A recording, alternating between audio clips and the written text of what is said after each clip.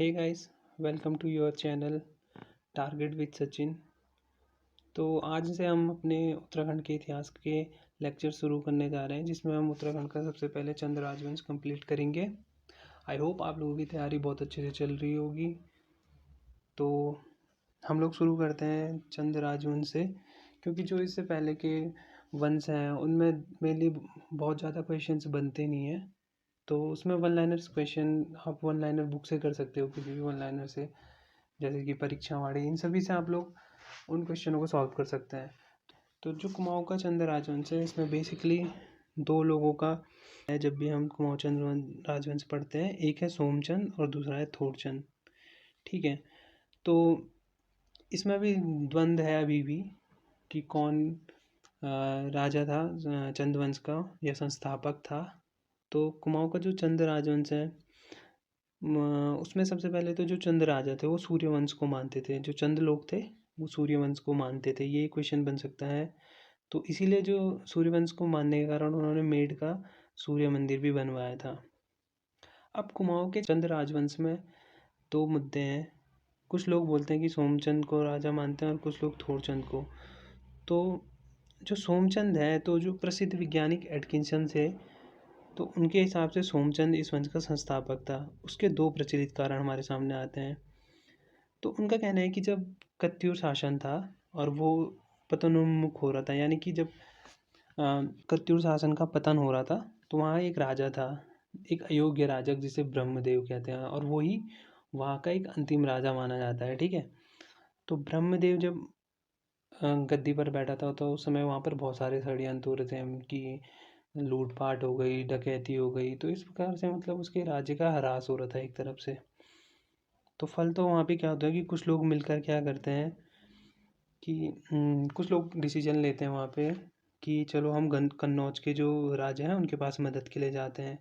तो वहाँ के कुछ गणमान्य कन्नौज के तत्कालीन नरेश के पास गए और उन्होंने अपने भाई सोमचंद को कुमाऊँ भेजा। तो वहाँ के जब गढ़ नरेश के पास जाते हैं ये लोग, तो वो अपने भाई सोमचंद को वहाँ पर भेजते हैं। तो जो सोमचंद होता है वो बहुत ही साहसी राजा होता है, बहुत ही बुद्धिमान राजा होता है। तो वो अति शीघ्र यहाँ की जो ब्रह्मदेव के साम्राज्य की जो भी कष्ट होते हैं या जो भी उन्हें परेशानी होते हैं, उनको बहुत जल्दी सॉल्व कर लेता है। ठीक है, तो वहाँ जो इस कारण बोलते हैं कि जो ब्रह्मदेव था, ब्रह्मदेव ने खुश होकर अपनी पुत्री का विवाह सोमचंद से कर दिया और उसको कोतवाली छावनी, जो कि आज प्रेजेंट में चंपावत कहलाती है, को भूमि दहेज में दे दी थी, तथा इसे सुयो नामक स्थान पर एक किला बनवाया और वहाँ राज्य करने लगा। तो जब इसकी शादी हो गई, उसके बाद इसने एक सुयो नामक जगह पर अपना एक किला बनाया जहाँ पे रहता था, और वहीं से इसने राज्य प्रारंभ करना शुरू किया। एटकिंसन साहब का मानना है कि जो दूसरा कारण है वो यह है कि जब सोमचंद बद्रीनाथ की तीर्थ यात्रा पर आया था, तो कुछ लोगों का मत ये है कि जब सोमचंद बद्रीनाथ की यात्रा पे आया होगा, वो ज्योतिषों पे विश्वास करता था। तो उनके ज्योतिषों ने उन्हें कहा था कि जाइए आप एक बार बद्रीनाथ धाम के भ्रमण पर जाइए। तो इस वजह से वो बद्रीनाथ भ्रमण पर आता है। तो उनकी तीर्थ यात्रा पर जब वो आता है, तो ब्रह्मदेव उनसे खुश होकर, कुछ घटना रही होगी, तो ब्रह्मदेव उनसे खुश होकर अपनी बेटी का हाथ उनके हाथ में सौंप देता है। ठीक है, और दहेज में उनको एक चंपावत की छोटी सी जागीर मिल जाती है। तो जो अगली कड़ी है वो ये है कि जो सोमचंद थे, बद्रीदत्त पांडे के अनुसार उनका कहना है कि तो जो कत्यूर नरेशों के अत्याचारों से पीड़ित होकर क्या हुआ कि इस प्रदेश के कुछ लोग, क्या हुआ, झूसी के राजपुत्र सोमचंद को यहाँ ले आए। ठीक है, तो उस समय वहाँ पे ब्रह्मदेव था, वैसे ही षड्यंत्र हो रहे थे उसके राज्य के शासन में। तो वहाँ से झूसी के राजपुत्र को सोम यहाँ ले आया गया। तो यहाँ के माहौल से परिचय करवाया उन्हें कि यहाँ किस प्रकार का माहौल है। तो उसी में एक कत्यूरी जो पदाधिकारी था, गंभीर देव, उसकी जो कन्या थी, उससे उसका परिणय करवा दिया गया और चंपावत का शासक बना दिया गया। परिणय इन द सेंस उनकी कुछ शादी सगाई समझ सकते हो आप, और उसे चंपावत का शासक बना दिया उन लोगों ने। ठीक है, और जब एक दिन क्या होता है कि ज्योतिष उन्हें भाग्योदय हेतु, मतलब कि आपके भाग्य हेतु, भाग्य बढ़ाने हेतु उत्तर की ओर यात्रा का सुझाव देते हैं। तो सोमचंद सौभाग्य अर्जन करने के लिए बद्रीनाथ पर चल पड़े तथा ब्रह्मदेव से प्रसन्न होकर एकमात्र कन्या का विवाह सोमचंद ने कर दिया। तो जब उनके ज्योतिषियों ने उन्हें बताया कि आपके भाग्योदय के लिए आपको उत्तर की यात्रा करनी चाहिए, तो वो बद्रीनाथ की यात्रा पर निकले। वहाँ पर उनकी मुलाकात ब्रह्मदेव से हुई। तो ब्रह्मदेव से जब उनकी मुलाकात हुई तो ब्रह्मदेव उनसे मिलकर अति प्रसन्न हो गए उनके गुण देखकर। तो उन्होंने अपनी पुत्री का विवाह उनसे कराने का निर्णय लिया। अब जो दूसरा मत है, थोहर चंद को जो लोग मानते हैं या थोर चंद को जो लोग मानते हैं, उसके भी दो फैक्ट्स हमारे सामने आते हैं। तो पहला है रिपोर्ट ऑन कुमाऊं गढ़वाल 1813 में लिखी गई है, जो उसमें जो श्री डब्ल्यू फ्रेजर की है बुक। तो उसमें उन्होंने कहा है कि हर्षदेव जोशी के विवरण के आधार पर लिखा है उन्होंने कि चंदवंश के प्रथम राजा का नाम थोरचंद था, जो कि 16-17 की उम्र में यहाँ है। हर्षदेव जोशी ने जो भी अपनी बुक में विवरण दिया है उसके आधार पर इन्होंने भी बताया कि चंदवंश के प्रथम राजा थोरचंद थे। तो इसमें कुछ इतने खास फैक्ट है नहीं। दूसरा प्रमाण मिलता है किंगडम ऑफ नेपाल बुक में। तो 1882 में जब फ्रांसिस हैमिल्टन ने क्या किया, जयदेव त्रिपाठी के पुत्र कनक निधि प्रेम निधि के साक्षी से लिखा कि राजा थोरचंद ने क्या किया, झूसी झूसी बोलते थे कुमाऊं को, झूसी बेसिकली बोलते थे कुमाऊं को, वहाँ से आकर नेपाल के किसी राजा के यहाँ नौकरी की। श्री जयदेव उनके साथ थे और यह राज्य करतारपुर के राजा के अधीन था। ठीक है, तो मानने वाली बात यह है कि जो थोरचंद है, इसके कुछ ऐसे प्रमाणित फैक्ट नहीं है कि जिस बेस पर हम कह सकें कि ये यहाँ का संस्थापक था, चंदवंश का संस्थापक होगा। अब कंक्लूज़न क्या आता है इसका? कंक्लूज़न ये है कि सबसे पहली बात तो क्वेश्चन जो उठता है वो ये उठता है कि क्या ब्रह्मदेव कत्यूरी एवं सोमचंद के समकालीन थे? सबसे पहली बात, जो ब्रह्मदेव थे कि वो कत्यूरी एवं सोमचंद के समकालीन थे। जैसे कि हमने अभी पढ़ा कि ब्रह्मदत्त क्या थे, कत्यूर वंश के एक शासक थे जिनके शासन में बहुत सारे गड़बड़ी चल रही थी। तो बद्रीदत्त पांडे और जो एटकिंसन सोमचंद हैं, वो सोमचंद की कुर्मांचल आगमन की तिथि, लोग मानते हैं कि 700 से 953 ईस्वी के आसपास आए होंगे। सोमचंद के आगमन के समय कुमाऊं में कत्यूरी नरेश ब्रह्मदेव था और उसकी पुत्री का विवाह कराया गया और वो शासक बना। तो सोमचंद के आगमन के समय क्या हुआ था, वही जो मैंने बताया था आपको कि जब सोमचंद आता है तो वो वहाँ की प्रजा को संभालने की कोशिश करता है और उसमें सफल होता है। तो खुश होकर ब्रह्मदेव अपनी पुत्री का विवाह करवा देते हैं उसके साथ। ठीक है, इसमें कुछ इतना ज़्यादा नहीं है। अगर आप लोगों को देखना है तो आप लोग यहाँ से नोट्स लिख सकते हैं और मैं आपको ये नोट्स हमारे टेलीग्राम चैनल पे मिल जाएगी इसकी PDF, तो आप वहाँ से डाउनलोड कर सकते हैं। टेलीग्राम चैनल का लिंक मैंने अपने वीडियो के नीचे डिस्क्रिप्शन में दिया है। तो आगे चल के देखते हैं हम। तो बेसिकली जो मोटा मोटा है इसमें यही माना जाता है कि 1020 से लेकर 1025 के मध्य कत्यूरियों का पतन हो चुका था। तो वहाँ से चंदवंश शुरू होता है। तो अब हम पढ़ते हैं सोमचंद के बारे में। तो सबसे पहली बात तो ये है कि जो चंदवंश है उसमें टोटल 61 राजा हुए।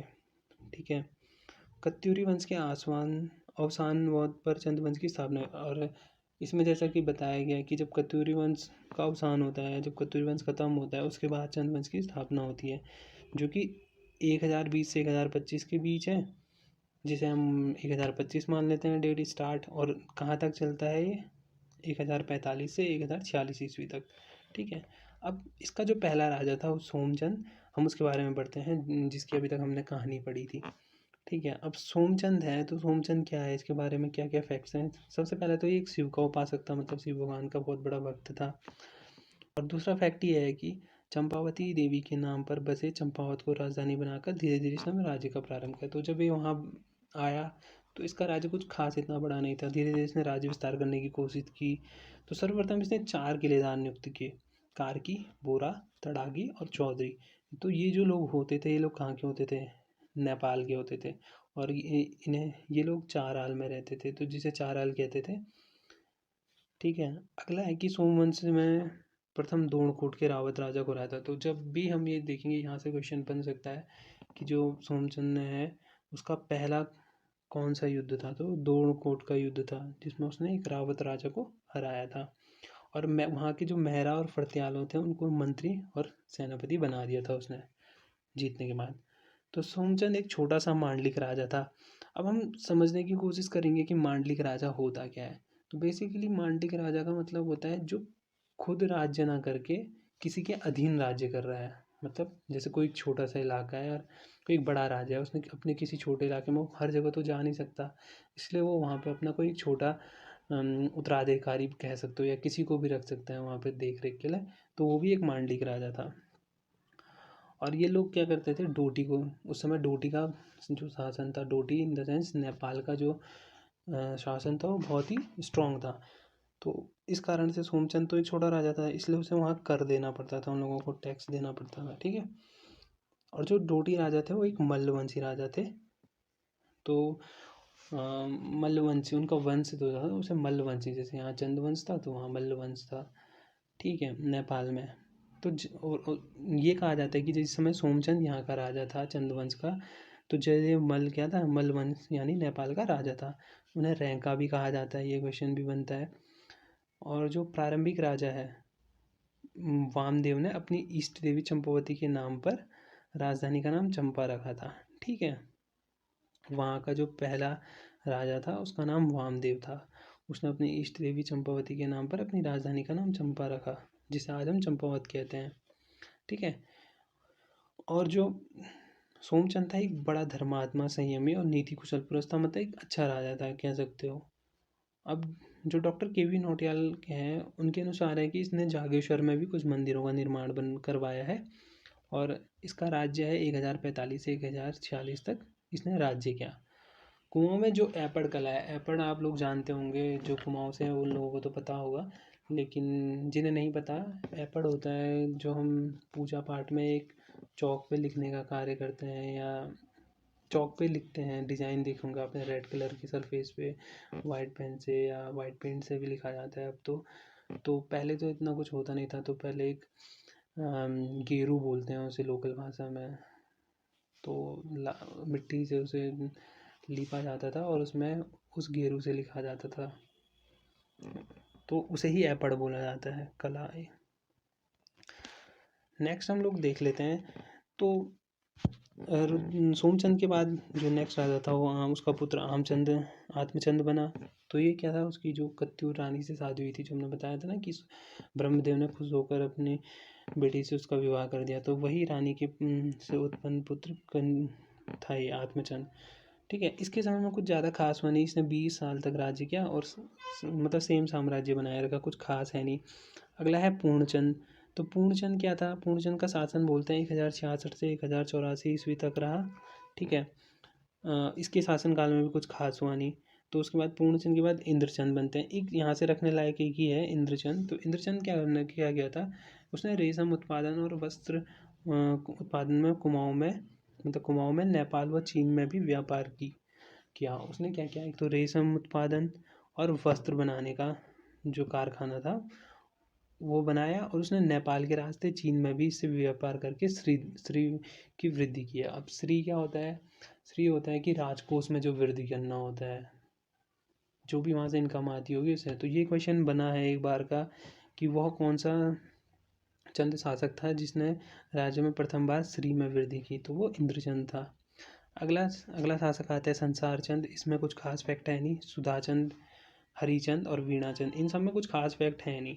तो जो मेन है अगला वीणाचंद है, तो हम सीधे उसके बारे में पढ़ेंगे। तो वीणाचंद को एक विलासी राजा कहा जाता था।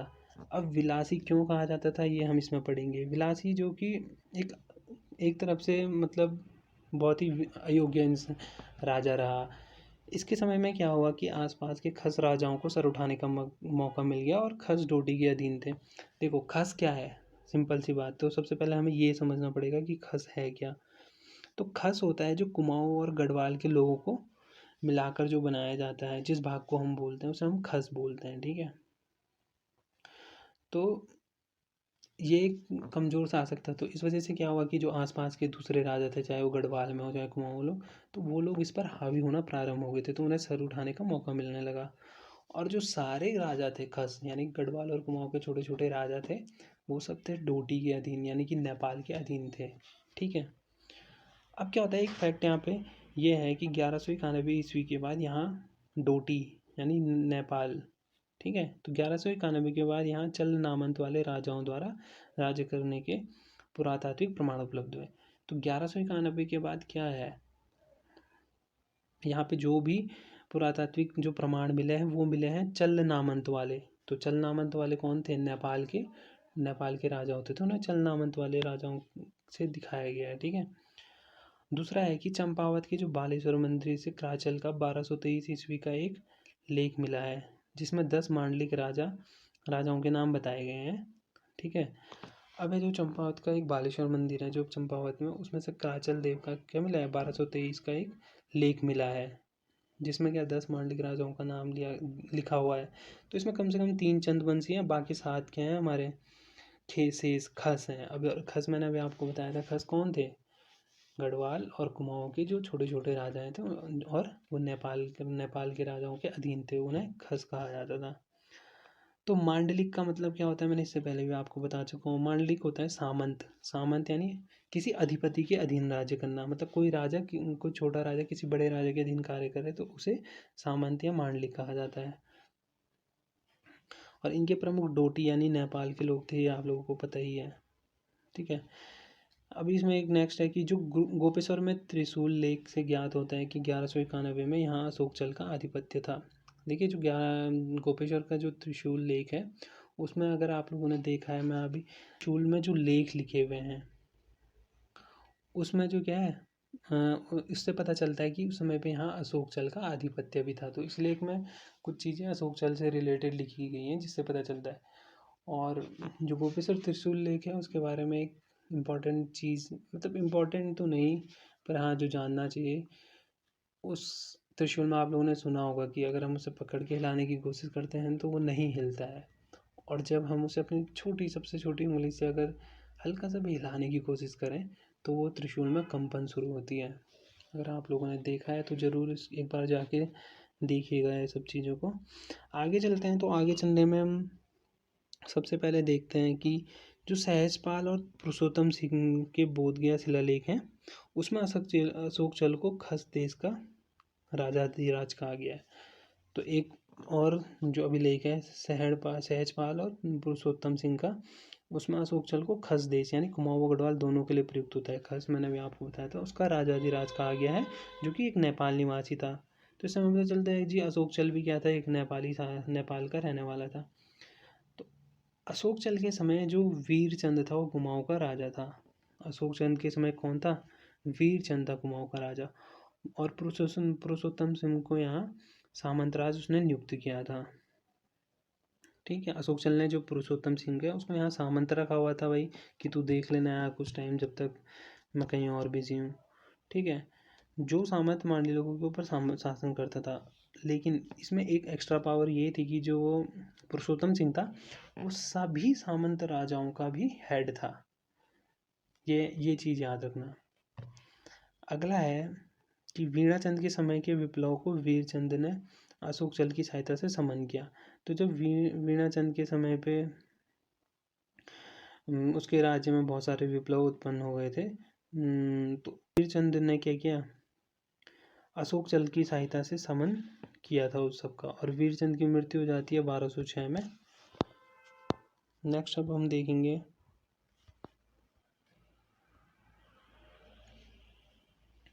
नेक्स्ट है अब हमारा क्रमशः नरचंद, थोरचंद, त्रिलोकचंद।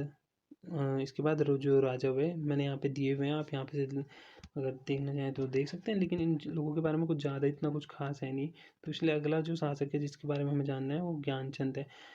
तो ज्ञानचंद में सबसे पहला जो इम्पोर्टेंट फैक्ट आपने कई बार पढ़ा होगा कि उसे जो वो एक प्रथम राजा था जो कहाँ गया था? दिल्ली के सुल्तान फिरोज शाह तुगलक के दरबार में भेंट अर्पित किया। मतलब मुगल का पहला राजा जो किसी मुगल साम्राज्य में गया वो कौन था? ज्ञानचंद था। तो इस वजह से क्या हुआ कि फिरोज शाह ने क्या किया, इसे तराई का क्षेत्र ज्ञानचंद को सौंप दिया। जो तराई वाला क्षेत्र था, पिथौरागढ़ से नीचे नीचे की ओर का जो क्षेत्र था, वो उसने ज्ञानचंद को दे दिया, और इसे सुल्तान ने गरुड़ की उपाधि दी। तो आपने पढ़ा होगा कहीं कहीं पे ज्ञानचंद सिर्फ ज्ञानचंद लिखा होता है, कहीं कहीं पे लिखा होता है गरुड़ ज्ञानचंद। तो ये एक तो गरुड़ेश्वर विष्णु का उपासक था होगा। ठीक है। और इसका प्रतीक होगा गरुड़ेश्वर विष्णु भगवान। ठीक है। गरुड़ इसका राज्य चिन्ह होगा, इससे हमें ये पता चलता है। ठीक है। तो जो मझेड़ा ताम्रपात्र है उसमें इसे श्री राजा विजय ब्रह्म कहा गया है। ठीक है, इससे यह भी सिद्ध होता है कि जो सोर का विजेता है वो ज्ञानचंद था, ना कि भारती चंद्र। ठीक है, अब इसका एक और ताम्रपात्र है जिसे सेराक कोटा बोलते हैं, सेराक कोट या फिर पिथौरागढ़ का जो ताम्रपात्र है उसके अनुसार 1420 ईस्वी तक राज किया इसने। ठीक है, और इसे उसमें महाराजाधिराज कहा गया है। अब इसके बाद क्या होता है कि हरिचंद, द्वानचंद, आत्मचंद और हरिचंद के राजा इसके बाद क्रमशः हुए। इसमें जो पढ़ने लायक दो चीज़ें याद रखने लायक, एक तो विक्रमचंद के बारे में, अगला जो शासक है विक्रमचंद है, उसके बारे में 2 फैक्ट्स याद रखने हमें। एक तो इसका ताम्रपात्र है बालेश्वर मंदिर 1423 ईस्वी वाला, और एक दूसरा है चंपावत ताम्रपात्र जो कि 1434 के बाद 1434 ईस्वी में। फिर हमारे पास आता है धर्मचंद। ठीक है, तो धर्मचंद के बारे में क्या हमें पता है, उस जो फिर अगला आता है धर्मचंद। तो धर्मचंद के बारे में इतना कुछ खास है नहीं पढ़ने लायक, तो अगला हम देखते हैं सीधे भारती चंद।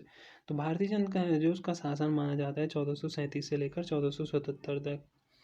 तो जो भारती चंद था ये एक लोकप्रिय, साहसी, बहादुर एवं राजोचित गुणों वाला राजा था। और इसके अभी तक मुझे लगता है सबसे ज़्यादा जो ताम्रपात्र मिले हैं वो इसी के मिले हैं। तो ये एक बहुत ही लोकप्रिय था और साहसी राजा था। तो भारती चंद के पवाड़े, ये एक इम्पॉर्टेंट फैक्ट है, इसे ध्यान से सुनिएगा। भारती चंद के पवाड़े कुमाऊँ के इतिहास में विशेष महत्वपूर्ण है। तो पवाड़े क्या होता है, सबसे पहले हमें ये पता होना चाहिए। तो पवाड़े जब पुराने समय में किन्हीं दो राजाओं के बीच युद्ध होता था और जो राजा जीतता था तो उसके लिए खुशी में क्या जो गायन या फिर गाने गाए जाते थे उन्हें पवाड़े कहा जाता है। ठीक है, तो पवाड़ों से भी हमें भारती चंद के बारे में पता चलता है। नेक्स्ट है जो चंद्रवंश की श्रीवृद्धि के लिए इसने क्या किया, डोटी से संघर्ष प्रारंभ किया। तो ये एक साहसी राजा था, इसे लगता था कि यार ऐसे तो काम नहीं चलेगा, हम कब तक कर देंगे। तो उसने क्या किया, इस वजह से अपने राज्य की श्री में वृद्धि करने के लिए, आय में वृद्धि करने के लिए जो डोटी का जो मल्लवंश का राजा था उससे संघर्ष करना प्रारंभ कर दिया।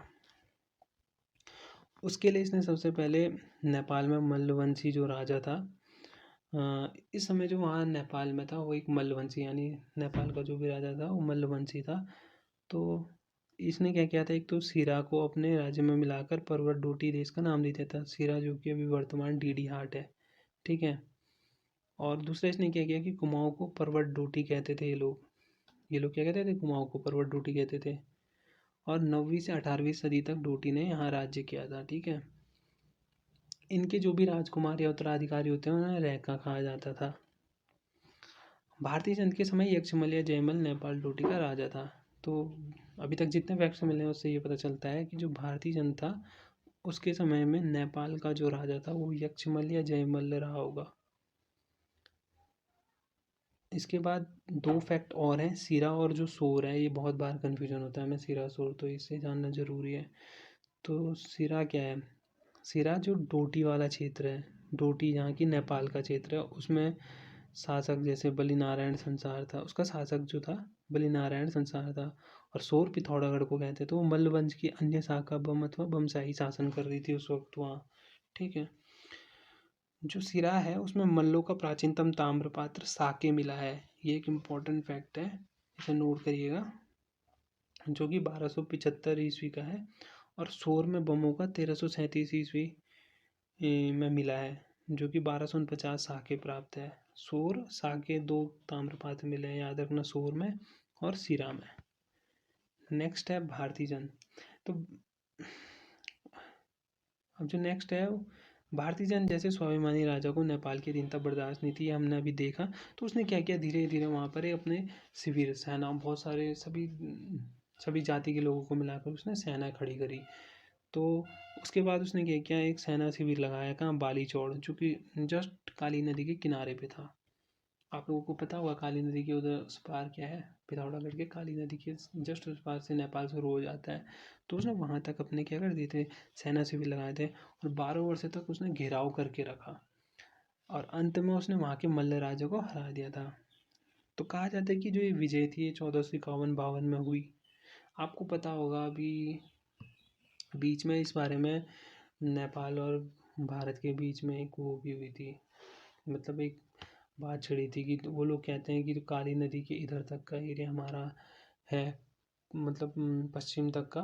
लेकिन भारत जब भी बताते हैं तो वो इस फैक्ट को भी नज़र में रखता है कि जब यहाँ के राजा का युद्ध हुआ था तो उन्होंने हरा दिया था उसे। तो ये एक इम्पॉर्टेंट फैक्ट है, आप पढ़ना इसके बारे में क्या था। तो यह विजय 1451 से 52 में हुई थी और डोटी के बाद उसका पुत्र रत्नचंद की सहायता से सूरसीरा। डोटी विजय करने के बाद क्या होता है कि जो भारती चंद का पुत्र होता है रत्नचंद, तो उसकी सहायता से क्या करते हैं दोनों मिलकर सोर सिरा थलादी भी जीत लेते हैं। फिर जो है सिरा में भारती चंद ने डुंगरा बसेरा को अपना सामंत नियुक्त किया और बाद में मल्ल फिर से सिरा में आ गए। तो उस समय क्या हुआ, भारती चंद तो चले गया था, जीत गया था वो, उसने वहाँ पर अपना एक सामंत रख दिया किसे, डुंगरा बसेरा को। ठीक है, लेकिन क्या होता है कि डुंगरा बसेरा इतना साहसी या इतना सक्षम नहीं होता है और वो बाद में हारता है और वहाँ पे फिर से क्या होता है, मल्ल राजा वापस आ जाते हैं। इसके बाद जो वहाँ सोवामल और हरिमल वहाँ के राजा बन जाते हैं। जब वो जीतते हैं तो दोबारा क्या बन जाते हैं वहाँ के राजा। तो सोवामल ने चंदों से वैवाहिक संबंध स्थापित किए, वो अपनी पुत्री का विवाह बालो कल्याण चंद के साथ किया। तो जो सोवामल था, ये याद रखना, उसने क्या चंद राजाओं के साथ अपने वैवाहिक जो संबंध थे वो स्थापित किए। उसने अपनी पुत्री का विवाह करवा दिया था बालो कल्याण चंद के साथ। जो बालो कल्याण चंद था वो कौन था, वो था रुद्रचंद का पुत्र। जो बालो कल्याण चंद का पुत्र है रुद्रचंद है। नेक्स्ट जो इसमें इम्पोर्टेंट चीज़ है वो ये है कि जो कल्याण चंद है, जो उसका पुत्र रुद्रचंद था, उसने हरिमल को हराकर सिरा को चंदवंश में दोबारा मिला दिया और इस उपलक्ष्य में उसने एक शिव मंदिर की स्थापना की जो कि 1590 थल में की। ये भी इम्पोर्टेंट है, ये क्वेश्चन बार बार आ सकता है आपके पास, तो इसे हम अच्छे से ध्यान रखेंगे। अगला है हमारे पास, इसके बाद जो होता है वो बनता है भारती चंद का पुत्र रत्नचंद। ठीक है, तो अपने पिता के साथ उसने भी अनेक युद्धों में कीर्ति अर्जित की थी और लोहागाद और हुड़ैती के ताम्रपात्रों में इसका नाम अंकित है। तो इसका शासन था वो 1477 से 1488 तक 10 साल तक रहा था। इसके बाद नेक्स्ट जो बनता है वो होता है कीर्तिचंद। तो कीर्तिचंद का क्या है कि कीर्तिचंद 1488 से 1506 तक राजा रहा। तो 1500 में सूर्यवंशी शासक था, जो मतलब जो मुगल में एक सूर्यवंशी शासक था। तो उसने दिल्ली में एक व्यक्ति खवासा खास क्या करता है, दिल्ली में कोई व्यक्ति होता है तो वो जिसका नाम खवासा खा होता है, तो वो सूर्यवंश में विद्रोह कर देता है, मतलब वहाँ कुछ गलत कर लेता है वहाँ, या विद्रोह कर लेता है राजा का और वो भागकर कुमाऊँ आ जाता है और उसे चंदवंश में शरण मिल दी गई। उसमें कीर्तिचंद वहाँ का शासक था, तो उसने क्या किया, वहाँ पे उन्हें शरण दे दी। तो ये एक इम्पॉर्टेंट क्वेश्चन है जो बन सकता है। अगला आता है भीष्मचंद। तो भीष्मचंद के बारे में हमें क्या पढ़ना है कि भीष्मचंद था जो, इसने क्या किया, बालो कल्याण चंद को गोद लिया था। भीष्मचंद ने क्या किया था, बालो कल्याण चंद को गोद लिया था और इसने अपनी राजधानी को अल्मोड़ा से रायगढ़ बनाना चाहा, लेकिन डाकू ने इसे मार दिया। ठीक है, भीष्मचंद मार दिया। तब क्या होता है कि जो इसका पुत्र था, जो गोद लिया पुत्र बालो कल्याण चंद था, ये इसका बदला लेता है और रायगढ़ के डाकू को मारकर विजय करता है और 1563 में राजधानी को चंपावत से अल्मोड़ा। ये भी एक इम्पॉर्टेंट फैक्ट है, हम इसे भी याद रखेंगे। नेक्स्ट आता है हमारे पास रुद्रचंद। आज के लिए हम सिर्फ रुद्रचंद तक कंप्लीट कर रहे हैं। तो नेक्स्ट है रुद्रचंद। तो जो रुद्रचंद था उसका शासनकाल 1565 से 1597 ईस्वी तक रहा। तो इसमें जो मोस्ट इम्पॉर्टेंट चीज़ ये है कि ये अकबर का समकालीन था। ठीक है, सबसे पहले तो ये चीज़ ध्यान रखनी है कि 1565 से लेकर 1587 तक एक स्वतंत्र राजा था, पर बाद में क्या होता है 1587 में अकबर की अधीनता स्वीकार कर कुमाऊँ को एक कर्द राज्य बना देता है। अब कर्द राज्य क्या होता है कि मतलब कर देना शुरू कर देता है किसी कारणवश, और इस टैक्स पेइंग बोल सकते हो आप इसे। तो ये भी अब क्या था, मुगल के अधीन हो चुका था। तो ये इम्पॉर्टेंट फैक्ट है, क्वेश्चन तो आ गया है कई बार। तो अगला जो फैक्ट है वो ये है कि जो हुसैन खां था उसने क्या कर दिया, तराई के इलाके पर आक्रमण कर दिया, जिस वजह से क्या रुद्रचंद को भी आक्रमण करना पड़ा और रुद्रचंद ने हुसैन खां को हरा दिया, जिस कारण और वहाँ पर क्या कर दिया, आधुनिक रुद्रपुर की स्थापना की। जो आज हम रुद्रपुर देखते हैं वो इसी युद्ध के बाद बना था। और जो अकबर द्वारा इसे क्या बोला गया, अकबर द्वारा रुद्रचंद को 84 चरंगना यूपी की जमींदारी दी गई। जहांगीर की आत्मकथा में इसका भी वर्णन मिलता है हमें। ठीक है, जहांगीर की आत्मकथा में रुद्रचंद का वर्णन दिया मिला हुआ है।